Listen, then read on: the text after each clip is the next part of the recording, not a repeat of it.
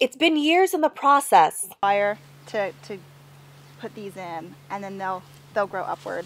To share their love for the vines with the public. This is far more involved than anything I've done. It's the hardest I've ever worked. Kevin Ford, a former engineer, became interested in winemaking after a business trip in Virginia. He mentioned the idea to his wife Yvonne, and both decided to turn his idea into reality. They officially opened Red Heifer Winery in Pittsburgh, Maryland in 2012. It took them about a decade to save up to close to $100,000 to start the process. To save on costs, Kevin and Yvonne do all the work in the winery themselves, from calculating expenses, vine cutting, and bottling. We saved and sacrificed a lot of time and energy in order to build our house with the idea of having a winery here, and also making sure that everything was oriented in that fashion. But this new career move doesn't come without some obstacles in their state of Maryland. While the state is now boosting its wine reputation with changes in their laws, the Fords say they faced several walls.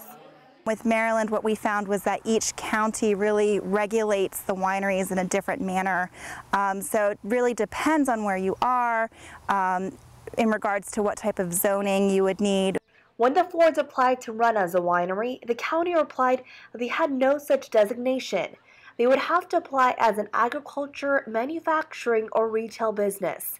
At the time, the county didn't have any checkmark for a winery. Maryland didn't have a statewide plan for them.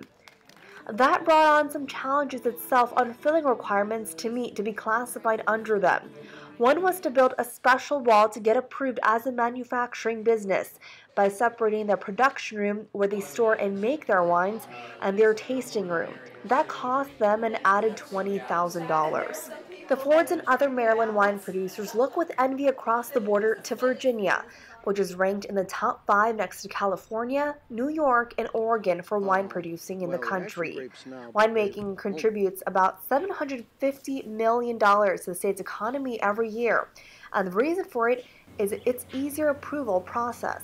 You don't even have to go to the county. You go right to the state. It's agriculture. Again, in Virginia is a right to farm, and state, and if the county has already zoned the area as agriculture, then you have the right to grow a crop and sell that crop to the public. James Bogarty started Vermeer Vineyards in Berryville, Virginia as a retirement plan 20 years ago after working in the high-tech business.